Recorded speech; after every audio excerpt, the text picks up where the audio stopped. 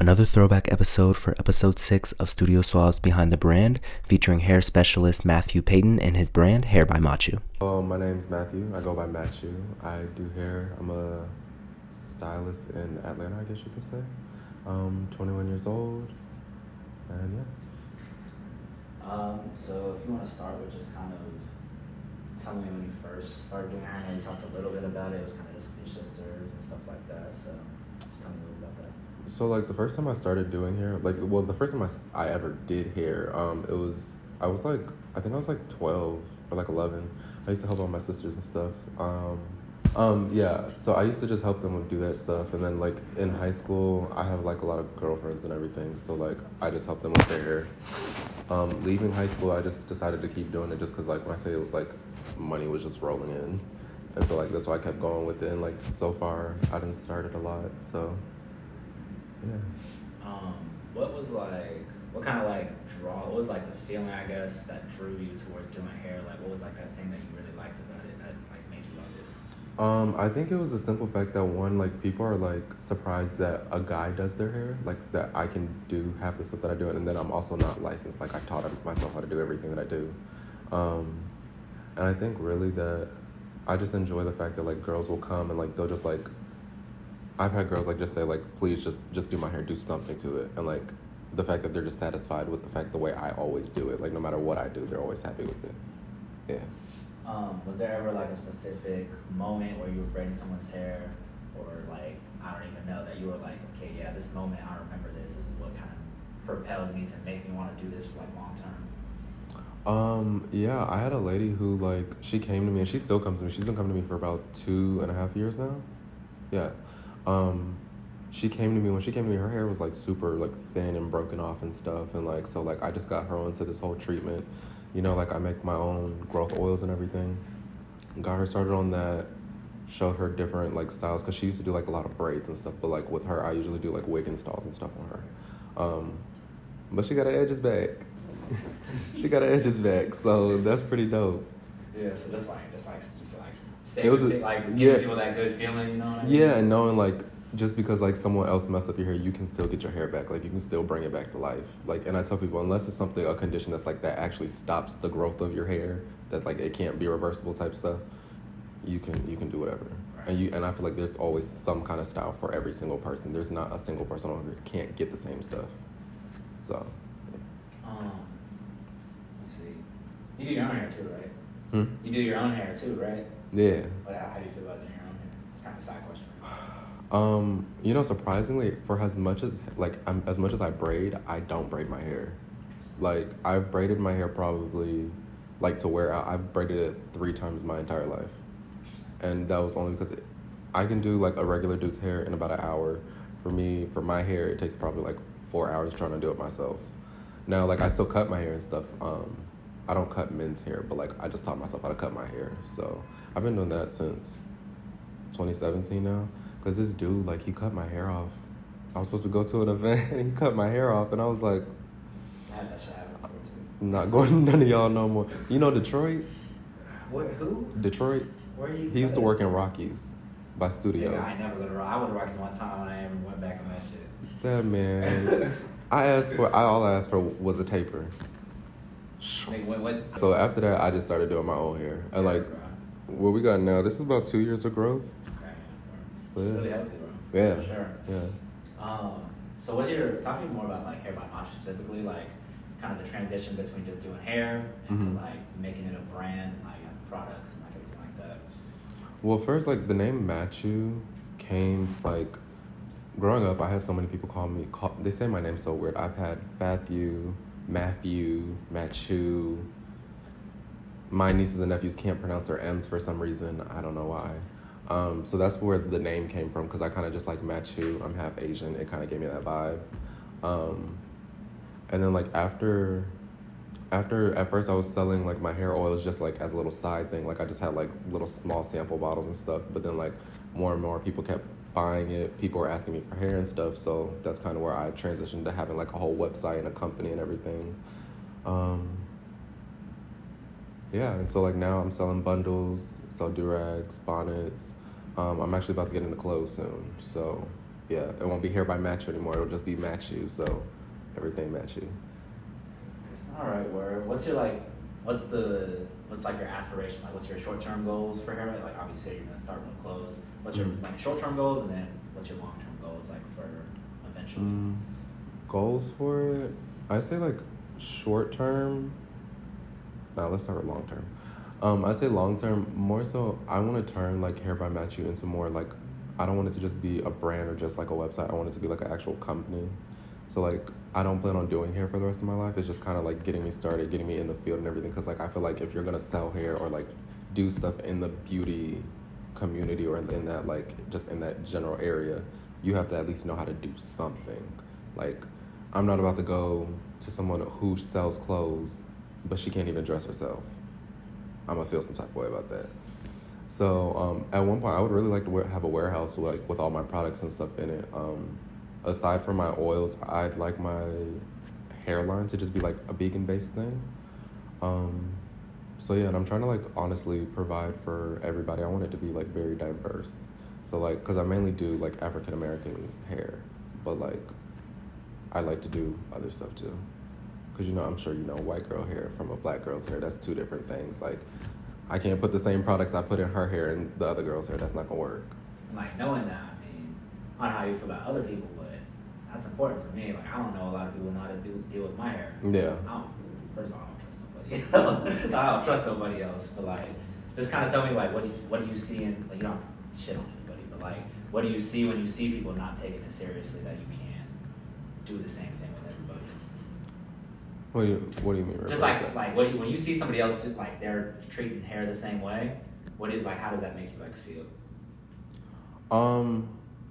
I feel like they can't do hair then. And that's not even like trying to take credit from anyone. Like I'm not gonna sit here and say like, oh, because you use the same stuff, like you can't do hair. But it's the simple fact that like, if you are going to do someone's hair, you need to know what product works best for them. Not just because it gets it done, but like, the stuff I use on your hair isn't the same stuff I would use on someone with 4C hair, because you have like a more slick, fine hair, and they would have a thicker hair. I wouldn't use the same stuff. And so I think it's like, it's an issue because like what I really do hate is like, like you have black salons, you have Asian salons, you have white salons, and like in my opinion, I don't want it to be so like separate. Like I know everybody has their own little groups, their own little cliques and everything, but like I think it's more so like I just want everyone to like be able to do what they do. Now, don't come to me trying to culture appropriate and stuff. Like we ain't doing that. I ain't doing that. But other than that, yeah. So do you have any like, I guess like we were kind of talking about this, or like any mentors or influences or people that are important like helping your growth with your business and everything? Well, business-wise, if like people who have helped me the most and like who have had the most impact on me, I would say like Peyton's mom, shout out Maddie Pritchett. When I tell you this lady has like pushed me to like, well, shout out Maddie Pritchett again.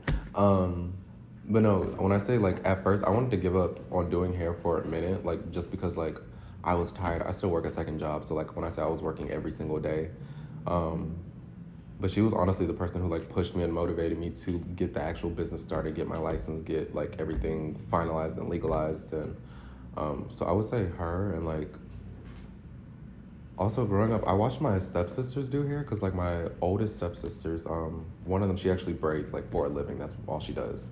So I kind of would see her do hair, and I feel like that's kind of what interested me, because like the first time I saw her doing my younger sister's hair, I like automatically I was like just trying to figure out how she was doing that, and like from there, that's when I decided to try it myself, and like I figured out I could braid. And even like in middle school, kind of elementary too, like girls would just ask me to braid their hair in class, and I'm like, oh, okay, like I could do it. Okay, I got you. So you kind of talked to me about like long term. What's the biggest goal for your business? Like who's like whether it's braiding in a certain place or like a certain recognition you want to get from somebody or something like that? I would love to work with like just like strictly celebrities. Like if you were flying me out to come do your hair for a concert, you want me to come on tour with you, I think that would be pretty dope. I don't know if this will ever happen, but Beyonce, if you ever see this, I got you on them braids. But yeah, like I just want to work with like big artists, and like I'm a huge fan of female artists in general. I listen to a lot of female artists, rappers included. So I just think like that's kind of where I want to be, and I want to be like the same way like Tay, or like I don't know if you know who Neil Farina is. That's Beyonce's hairstylist, but yeah, they do strictly just celebrities now, and like the fact that they make so much on doing what they do, and they're so good, and like when you see that person, you know exactly who did their hair. When you see Nicki step out, you know who did her hair. When you see Beyonce step out, you know who did her hair. So like even Megan, you know who did her hair. So it's like, yeah, that's what I'm trying to be, because I want to be known for what I do, what I can do, and like my skills. How do you? So you're not in school right now, but you do have like a plan to go like into like some business stuff, right? Yeah. So actually, this fall I'm going to start cosmetology. I should be done. If I'm starting in September, I should be done around May. Yeah, around May. And then the following year, I plan on going to get my associates. How would you, so a lot of people, like right now, obviously you haven't been in school. Mm-hmm. So you're kind of in a unique position where you see the benefits of school, but also knowing what it is to have something you're passionate about and not being Mm-hmm. bogged down by feeling like you're not doing something. Mm-hmm. So what would you tell to somebody who's like trying to figure out if school is for them, or if they should go a different route and pursue like something they're passionate about, like school might not necessarily help out with?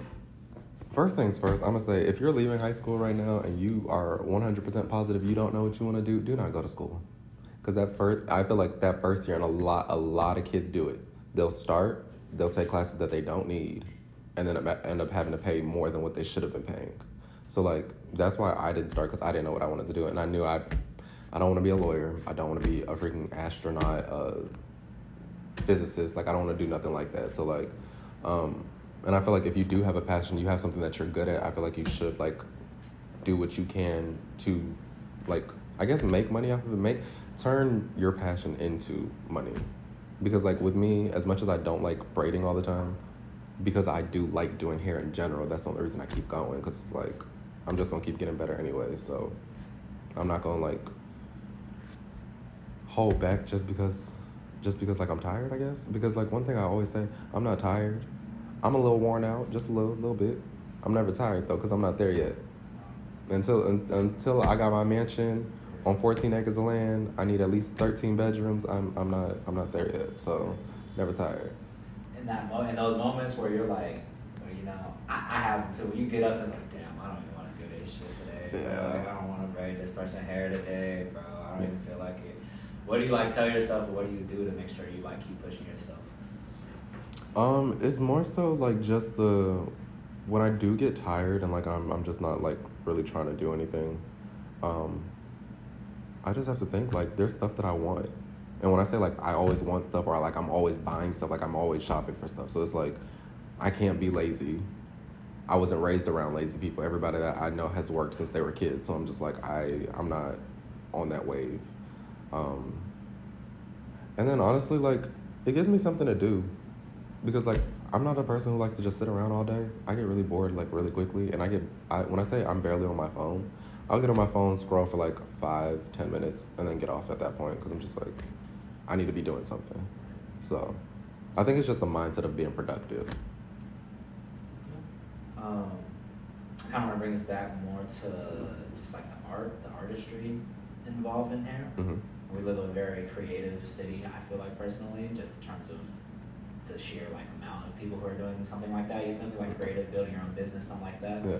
Just talking about like what do you like about hair is just like an expression of art and stuff like that. Like as people, that's how people express themselves a lot of the times. You just talk a little bit about that. I feel like hair, it can show your personality, it can show your style, it can show like the type of person you are. Because like one, I think like when a girl walks in with some nice like really neat long braids, like she just looks like automatically bad bitch, automatically, no questions. And I think more so like hair, especially for women, it just makes them feel good. And I feel like if your hair looks good, you'll always feel good. And like that's my personal thing too. Like if my hair's not done, I'm just gonna feel like I look like trash.